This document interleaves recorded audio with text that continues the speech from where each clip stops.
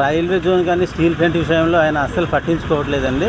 ఇక్కడ అలాగే సంవత్సరం తరబడి ఆ ధర్నా కంటిన్యూ అవుతుంది తప్ప ఆయన ఒక్కరోజు కూడా వెళ్ళి వాళ్ళకి సంఘీభావం తెలిపిన సందర్భాలు కూడా లేవండి. ఈ 5 సంవత్సరాల్లో ఒక్కసారి కూడా పార్లమెంట్లో మాట్లాడింది లేదు స్టీల్ ప్లాంట్ కోసం. జగన్మోహన్ రెడ్డి కూడా అసలు ఊసే లేదండి స్టీల్ ప్లాంట్ విషయంలో.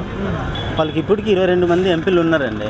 ఎంపీలు ఉన్న అక్కడ ఏం చేస్తున్నారండి? పార్లమెంట్లో ఒక్కరోజు మాట్లాడింది లేదు, ఏం లేదు. ఎక్కడ గొంగలు అక్కడ అన్నట్టుగా ఉండిపోయింది. వాళ్ళు చేసింది అయితే ఏమీ లేదు. అసలు యువకులకైతే అసలు ఉద్యోగుల విషయంలో అసలు పట్టించుకోవడం లేదండి. అసలు అంటే అది ఆక్రమించి అలా కడుతున్నారండి. రేపు ఎవరో ఒకరు, ఈ జగనే కాదు, ఏ గవర్నమెంట్ వచ్చినా అది గవర్నమెంట్కి ఇంకా చెందుతుంది. అది జగన్ వాళ్ళ సొంత ఇదేమి కాదు. నెక్స్ట్ ఏ గవర్నమెంట్ వచ్చినా అది గవర్నమెంటే అది లాక్కుంటుంది. జగన్ గారు పోవాలనేసి మా ఉద్దేశం అండి. ఆయన ఉంటే మళ్ళీ మాకు ఫ్యూచర్లో అయితే ఇంకేం ఉండదండి, జాబ్లు కూడా ఉండవు. జగన్మోహన్ రెడ్డి ఉంటే ఫ్యూచర్లో మేమైతే ఇంకా కూటమికే మేము ప్రాధాన్యత అయితే ఇస్తామండి.